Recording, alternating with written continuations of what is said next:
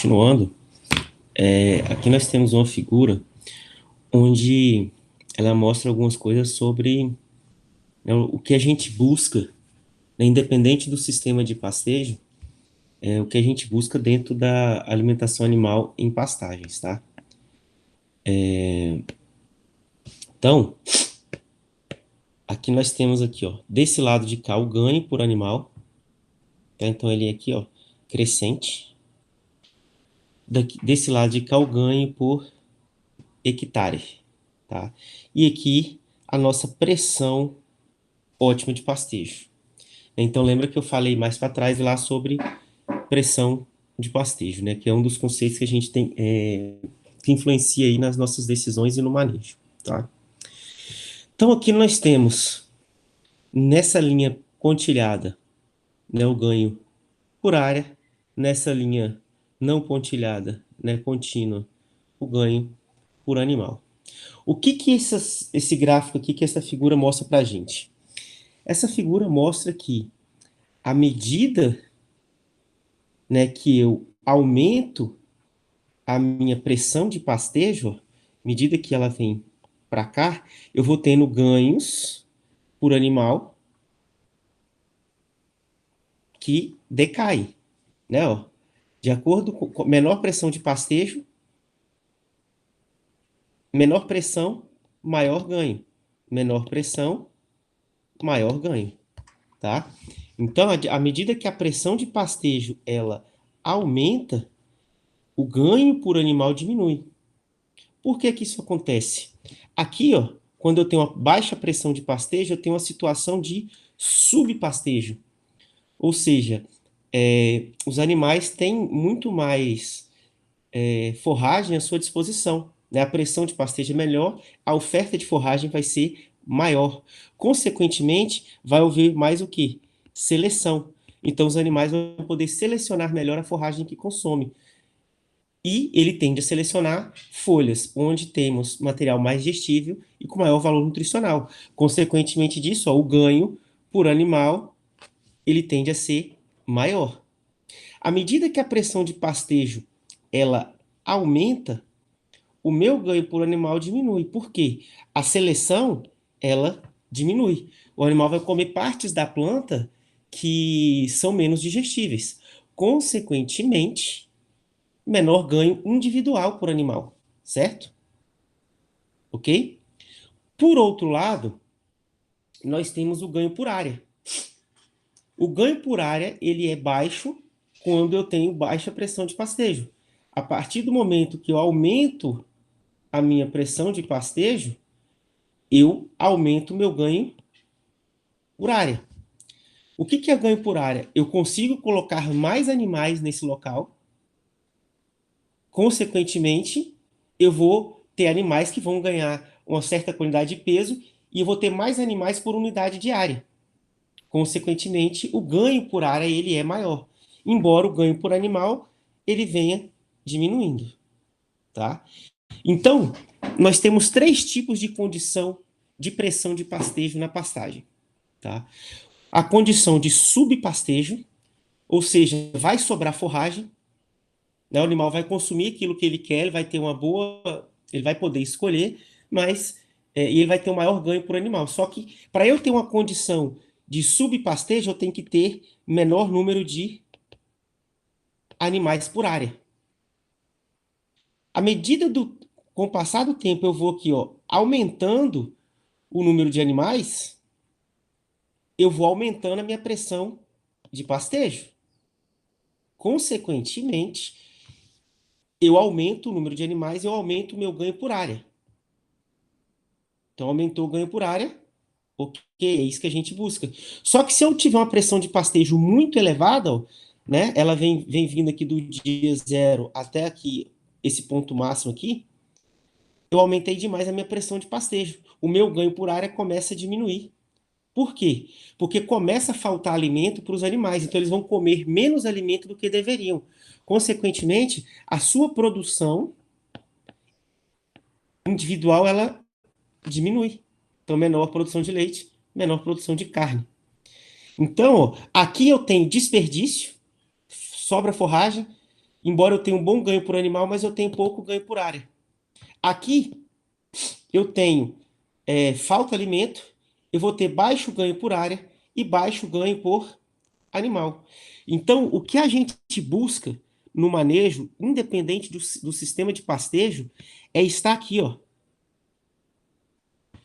na amplitude ótima, onde eu tenho uma pressão de pastejo que eu priorize ganho por animal. Posso não ter o ganho por animal maior, mas eu vou ter um certo ganho por animal, ó,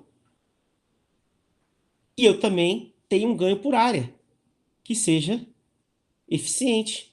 Então aqui eu vou ter alta produtividade, eu vou ter bom ganho individual e bom ganho por unidade de área de pastagem.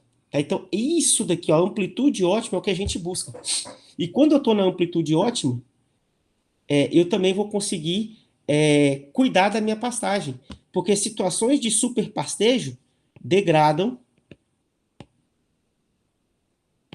a forragem. Então ela diminui produtividade, tende a ter mais planta invasora, né, a diminuir a produtividade por área de forragem. No subpastejo, eu priorizo a pastagem, mas eu deixo de priorizar o meu ganho por área. E isso aqui, ó, é importante para lucro da atividade, ok? Então, sempre que a gente manejar um pasto, nós vamos buscar isso daqui, ó, ótima amplitude da pressão de pastejo, tá? Então, aqui nós temos alguns exemplos aqui, ó, de alturas recomendadas, tá? Por que que a gente fala altura, ela se torna uma ferramenta de manejo interessante? Porque, peraí, o que aconteceu aqui?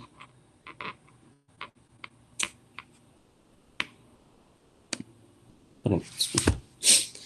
A altura, ela está relacionada, lembra lá que a gente falou antes, ó? Aí eu tenho aqui a raiz, o solo e a forragem, né? Aqui eu tenho o sol.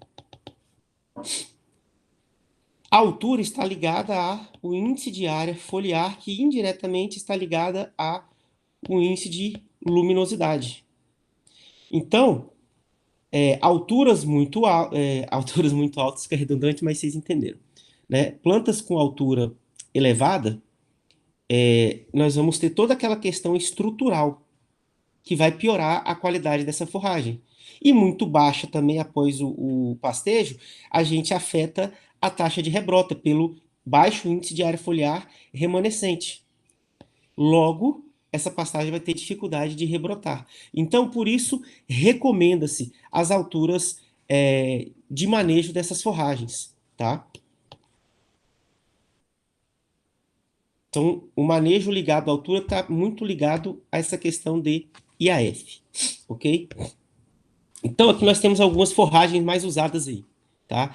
É, o Guaianus cultivar planaltina, Brisanta, né, cultivar esbarandu e charaés, Braquiária decumbens rusiziense, Dictioneuro midícula, Dactylum e influences, os pânicos, né, Tupiatã, Mombaça, Tanzânia, Vencedor, Centenário, Massai, Atrato e Capim-Pojuca, tá? São alguns, existem várias outras e esses valores são recomendados através de estudos de manejo quando você lança cultivar ou depois de lançar, aumentam-se, né, a produção científica em relação a essas cultivares, tá? Mas todas essas são forragens bem conceituadas e bem utilizadas, tá?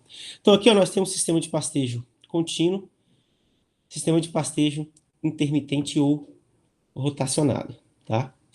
No pastejo contínuo, como os animais ficam, né, continuamente lá naquele pasto, por tempo indeterminado, a gente não tem uma altura de entrada e manejo bem definida. O que a gente recomenda é uma faixa de manejo de altura. Então ele vai pastejar para que dê tempo dele pastejar em outro local, depois ele volta, pasteja aquele material que já cresceu de novo.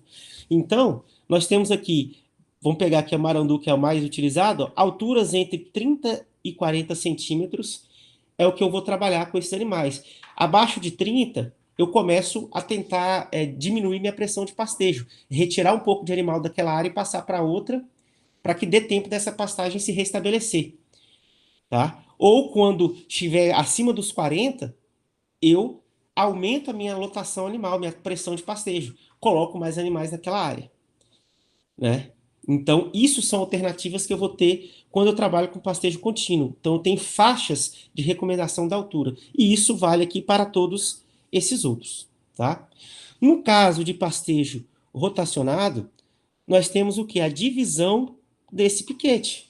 Então, aqui eu tenho bem definido as alturas de entrada e de saída. Então, o que é a altura de entrada? A altura de entrada é quando o animal vai entrar no piquete. A altura de saída é quando esse animal vai desse piquete para outro piquete. E assim sucessivamente. Entrou aqui com altura, saiu para outro piquete com outra altura. E assim, consequentemente, ao longo de todos os piquetes dentro do sistema rotacionado. Então, aqui você tem um controle maior do seu sistema de pastagem. Então, com isso, você consegue manejar melhor. Então, aqui eu posso definir uma altura recomendada para entrada, uma altura recomendada para saída. Então, aqui, ó, no pastejo intermitente, ó, tanto a marandu ou charaés, altura de entrada em torno de 80 a 100 centímetros de altura e altura de saída em torno de 25 a 30 centímetros de altura, tá? Isso daqui, ó, são trabalhos mais antigos, mas o que eu quero mostrar para vocês? Como que funciona essa questão de entrada e saída? E o conhecimento ele vai mudando, né? Hoje a gente tem recomendações aí, alguns trabalhos que mostram que para esses cultivares aqui, ó, tanto o marandu, o charaés e também vamos adicionar aqui o piatã, que é do mesmo grupo, tem trabalhos aí que recomendam a altura de entrada de 15 centímetros a 20 centímetros de altura de entrada. Desculpa, altura de entrada não. Altura de saída, tá? E alturas de entrada aí em torno de 60 centímetros. Então, ó, veja que isso aqui muda totalmente o perfil estrutural da forragem, do dossel forrageiro, né, da sua pastagem. Então, lembra lá, quando a gente falou de fisiologia, se eu tenho uma estrutura aqui menos lignificada, eu tenho mais perfilho, que é importante para pastagem, eu tenho maior proporção de folhas e maior valor nutritivo, ok? Então, quando vocês forem trabalhar com forragem, principalmente modelos novos, né, variedades novas, os estudos eles vão evoluindo e vão trazendo novas informações. Então, vocês têm que estar sempre atentos a isso. Tá? Ah, mas eu quero trabalhar com essa recomendação aqui. Tem problema? Não, não tem problema. O que você precisa entender é que você vai ter essas qualidades aqui que são importantes, menores, mas não tem problema algum. Mas se você quer maximizar a sua produtividade, se você tem maior valor nutritivo, você tende a ter maiores ganhos financeiros, com maior produção de leite e de carne. Então, se você visa isso daqui, tem que se atualizar, tá? Então, nós temos essa questão de altura de entrada e saída segue para todas as outras forragens que você pode trabalhar. Então, quando for trabalhar com a forragem, buscar informações novas sobre aquele material. Então, a importância de estar sempre se atualizando, tá? Mas o que eu queria mostrar mesmo é sobre essa diferença aqui entre pastejo contínuo e pastejo rotacionado, ok?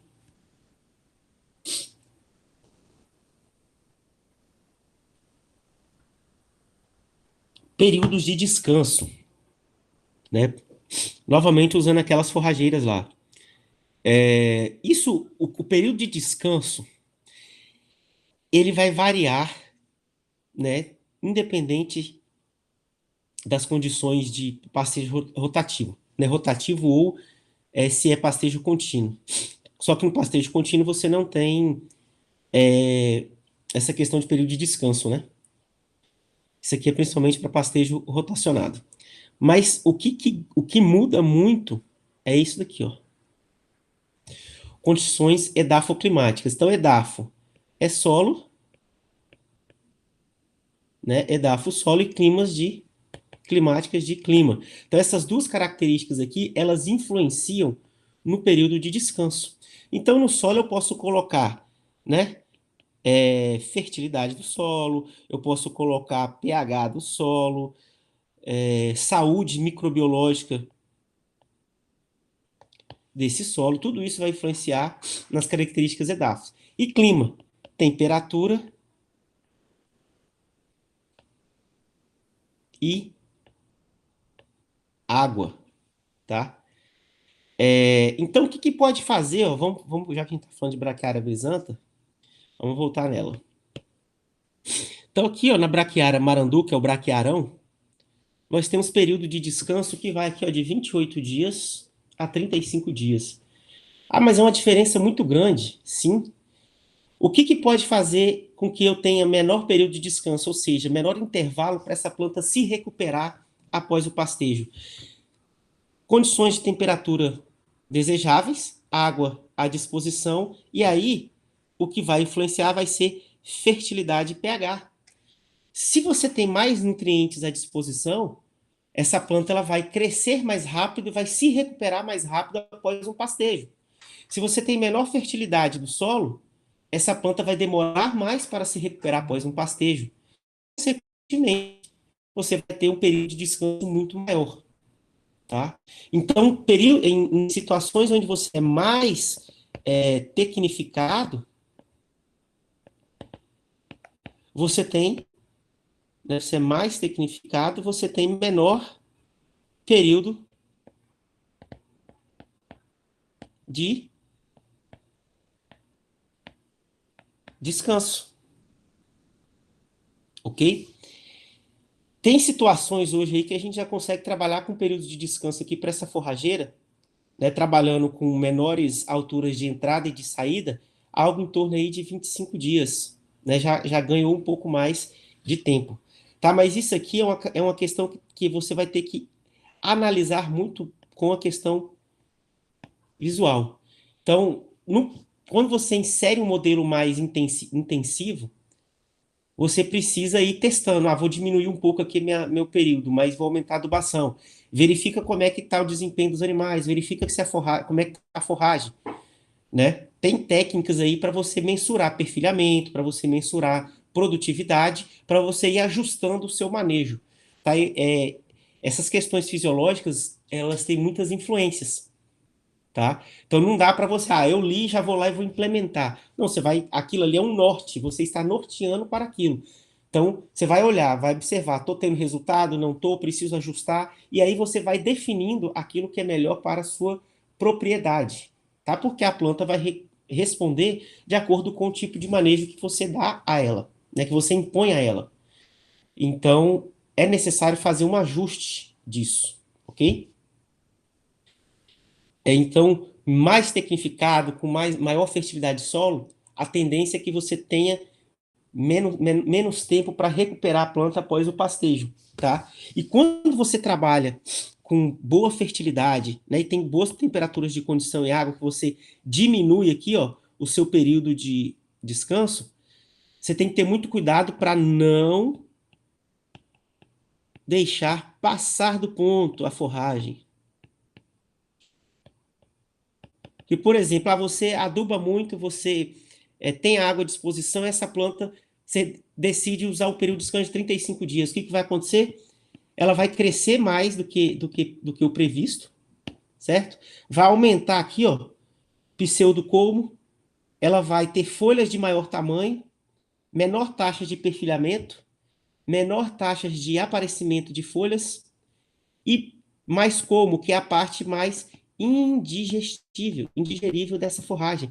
Consequentemente, o seu valor nutritivo, né, o valor nutritivo dessa forragem vai ser menor. Então, ó, isso aqui é questão prática, mas é relacionado à fisiologia.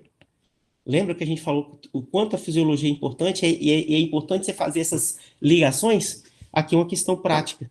Se eu adubo muito e deixo passar do ponto, fisiologicamente essa forrageira vai ter menor valor nutricional pelas características, né, morfológicas e estruturais que ela vai adotar com esse maior crescimento, tá? Aqui, ó, uma questão um pouco mais prática, que eu ganho de peso de novilhas aneloradas em pastagens, né, de guaianus cultivar planaltina, submetidas a diferentes taxas de lotação. Então, aqui, ó, taxas de lotação em unidade animal por hectare. Então, aqui eu tenho 1,22 UA por hectare, aqui 1,97 e aqui 2,81 para o período chuvoso, tá? Então, aqui, ó, eu tenho ganho, né, em quilos por hectare no período. Então, aqui em dia, um ganho diário. O que que mostra aqui? Entra muito aquilo que a gente falou, né? É, naquela figura lá do ganho sobre a pressão de pastejo, tá? Então, ó, quando eu tenho aqui, ó, um ganho que eu priorizo, né? Quando eu tenho uma taxa de lotação menor, ó, é a menor das três aqui, ó. Essa é a menor, essa é intermediária e essa é a maior, tá? O que que eu tenho aqui, ó? Meu ganho por menor pressão de pastejo. O meu ganho por animal, ó, ele vai ser maior do que ele é quando eu assumo uma pressão de pastejo maior. Tá vendo? 0,741 gramas por dia e 630 gramas por dia. Ou seja, eu diminui o meu ganho de peso por animal dia, individual. Então, aqui eu tenho menor pressão de pastejo, aqui eu tenho maior pressão de pastejo. Aqui o animal seleciona mais, né? Aqui o animal seleciona mais a forragem, por isso ele consegue ter maiores ganhos. Aqui ele seleciona menos, o ganho individual é menor. Porém, o ganho por área, como eu coloco mais animais para ter uma pressão de pastejo maior, eu consigo aumentar o meu ganho por área. Na mesma área, eu consigo ganhar muito mais peso, embora eu esteja ganhando menos peso por animal, mas por área eu tenho maior ganho de peso. Então, aqui, isso está mostrando que para essa situação de pastagem aqui, esse ganho de peso aqui, essa lotação animal aqui, ela exerce uma pressão de pastejo que é melhor para a quantidade de forragem que ali está sendo ofertada aos animais, tá? No período seco do ano, e aí a gente não tem crescimento forrageiro, o que que eu consigo visualizar aqui? Que eu tenho com menores pressões de pastejo aqui, ó, eu tive um ganho muito parecido, e aqui foi onde eu tive o maior ganho. Ou seja, eu tenho que diminuir a minha lotação, diminuir minha pressão de pastejo, porque no período seco não tem crescimento forrageiro. Então, esse ajuste de lotação ótimo, ele conseguiu fazer com que eu tenha ganho por área um pouco melhor. Embora aqui eu tenha um ganho por animal melhor e aqui um ganho por animal menor. Mas o meu ganho por área ele foi melhor, maior.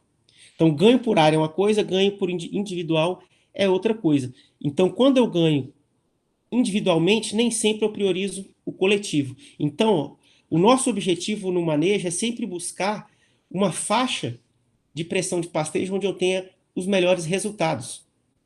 Tá? Esse é o nosso objetivo, ok? Lembrando que no período seco, eu sempre vou diminuir a minha lotação. Ah, mas como que eu vou fazer isso? Você pode vender animal para tirar ele da propriedade. Você pode fazer silagem. Você pode fazer, né, fornecer cana picada para melhorar a alimentação deles e diminuir a pressão de pastejo.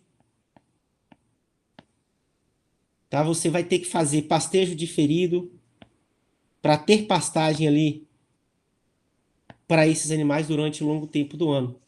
Então você vai ter que achar alguma alternativa. Por quê?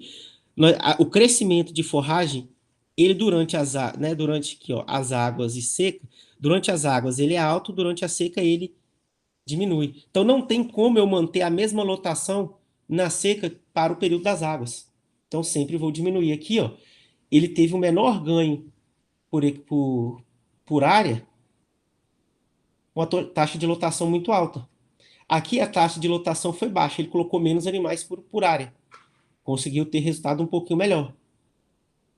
Né? Então aqui, ó, eu posso melhorar um pouquinho aumentar um pouquinho essa pressão de pastejo e conseguir ter resultados. Então, isso é uma questão que você vai testando e vai fazendo ajustes, né? Você vai lá e mensura o quanto você tem disponível de forragem e vai fazendo esse ajuste de lotação para o período, tá? E aí você tem que buscar alternativas para esses seus animais aí no período de baixa produção forrageira.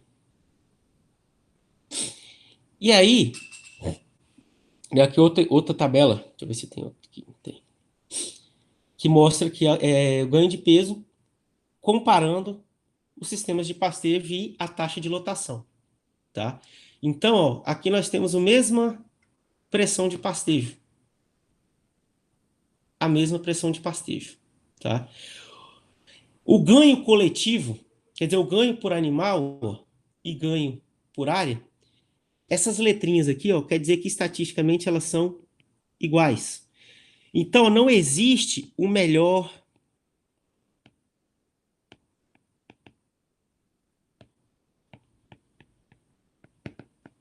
Não existe o melhor sistema de pastejo.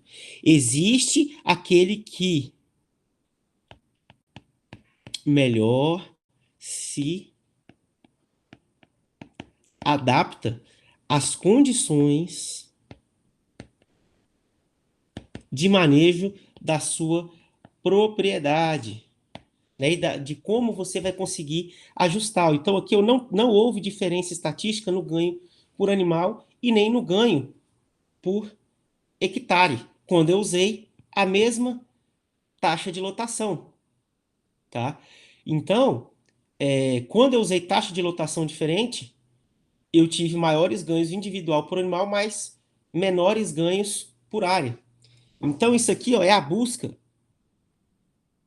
A nossa busca é do ajuste de lotação, buscar a pressão de pastejo ideal. Então, é esse aqui o nosso objetivo no manejo da pastagem, tá? Então, aqui é um outro exemplo: pastejo contínuo, pastejo rotativo. Então, aqui a gente já consegue ver por quê. Às vezes no pastejo rotativo eu tenho maior oferta de forragem. Então eu consigo aí ter valores diferentes. Ó. Quando eu usei uma taxa de lotação de 1 UA por hectare, tanto no rotativo para o contínuo, eu obtive maior resultado para o rotativo, tá? Então, quando eu usei taxas de lotação parecidas, mas eu aumentei ela, nesses resultados aqui, eu já tive melhores valores individuais aqui, ó, estatisticamente, para o rotativo. Então, isso vai variar muito com a espécie que você trabalha, né? Aqui, ó, é uma espécie de capim, aqui é outra espécie de capim. Então, já vou ter resultados diferentes com o tipo de pastejo, né? E isso, o período da chuva, na seca a gente não tem tantas diferenças assim, mas no rotativo se mostrou mais eficiente. Por quê? Normalmente você vai ter maiores ganhos por área, sempre, ó. Aqui ganho por área. E aqui menores, ó. Letra A que foi o melhor, B, C e D que foram piores.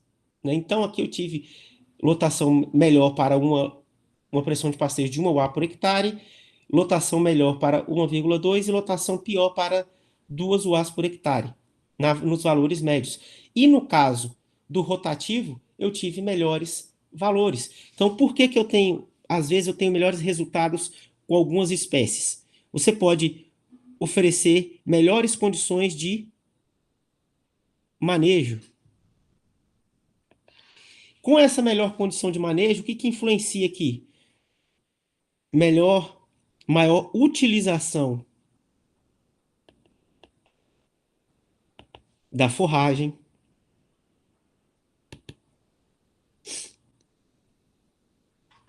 Você pode usar maiores níveis de adubação. Você tem maior controle no ajuste de lotação. E você tem consequentemente, uma maior eficiência do sistema. Então, existe um melhor sistema de pastejo? Isso é pergunta de prova, tá? Não existe. Então, como eu falei aqui no anterior, ó, o melhor sistema é o que se adapta melhor às suas condições. Então, o que eu preciso saber é as diferenças entre esses sistemas de pastejo, o contínuo e o rotativo. Uns podem oferecer maiores ou piores ganhos, de acordo com a forragem utilizada, de acordo com o nível de fertilidade a ser usado, de acordo com as minhas condições de manejo, tá?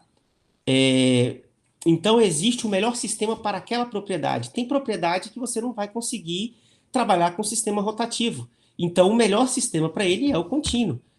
Então, você vai ter que manejar sob pastejo contínuo de maneira mais eficiente, buscar o melhor ajuste de lotação para ter a pressão de pastejo ideal, tá? Se você tem condições na propriedade de trabalhar com pastejo rotativo e consegue fazer investimento, já que é um sistema mais caro, né? Esse pode ser um sistema melhor para você trabalhar na propriedade. Você pode até trabalhar com os dois. Às vezes, uma categoria animal você trabalha com pastejo contínuo, outra categoria animal você pode trabalhar com rotativo, tá? Então, não tem o melhor, né? Não tem um que é melhor que o outro. Eles têm características diferentes e que você vai escolher aquilo que mais se adapta às suas necessidades. O que vai ser mais fácil de você manejar é que você tende a ter melhores resultados. Ok? Entenderam? Então, no pastejo contínuo, eu não tenho.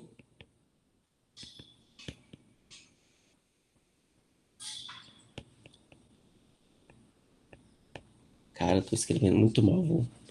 Vou apoiar o tablet aqui na mesa aqui, melhorar.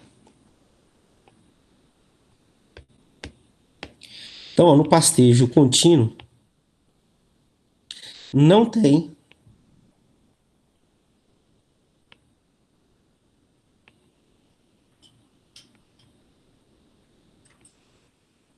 DP kits, tá? No pastejo rotacionado, tem divisão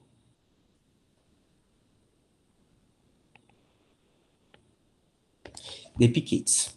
Então, para saber a quantidade de piquetes, eu tenho que levar em conta, eu faço uma fórmula, que vai ser número de piquetes é igual o período de descanso sobre o período de ocupação mais um. Então, vamos supor que a gente vai usar lá a braquiária umidícola e aí nas tabelas a gente viu que ela tem um período de descanso de 28 dias. Então, tem período de descanso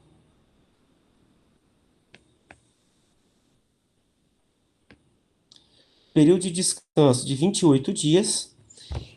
Período de ocupação, quem define? Quem define o período de ocupação? Aqui, ó, período de descanso é definido pela forrageira, né? Se você vai trabalhar de maneira mais intensificada ou não, quanto tempo ela precisa para se recuperar. Então, quem determina é a forrageira, tá? Período de ocupação, quem define é o técnico. Lembra que eu falei que quanto maior o período de ocupação, maior o tempo de permanência do animal no piquete.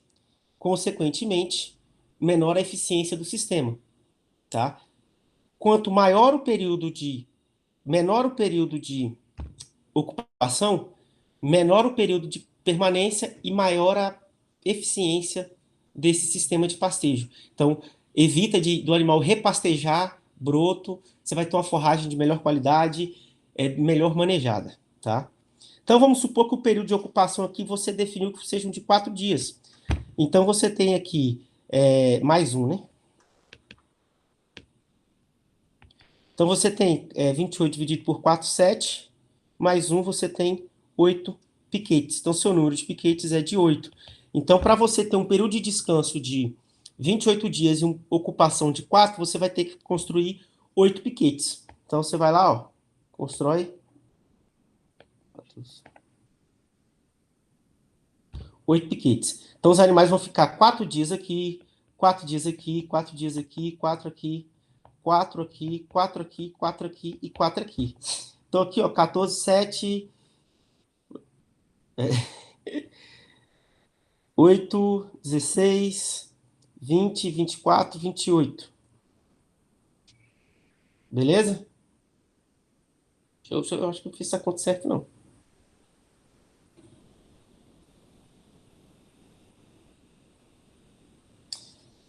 A conta tá errada aqui, viu?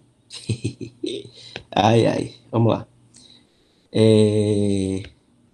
Então, 28 dividido por 4 dá 6 mais um, 7 piquetes. É isso. Confere, né? 28 dividido por 4. Não, é isso. 28 dividido por 4 dá 7 piquetes. É isso mesmo. 8 piquetes. Estava correto. Então, os animais vão ficar 4 dias. Por que que tem esse mais um, professor? Esse mais um é porque quando chegar os 28, aquele primeiro piquete que foi pastejado, né? Se eu não tiver esse mais um, ele vai ser pastejado antes de atingir os 28 dias. Então, ele vai ser pastejado com 24 dias. Então, isso não é o objetivo. Então, eu tenho que ter mais um para que esse piquete que ficou, que quando os animais saíram dele no último dia, ele tenha o quê? Os 28 dias de descanso que são necessários. Ok? É isso. Sobre método de pastejo, a gente encerra por aqui.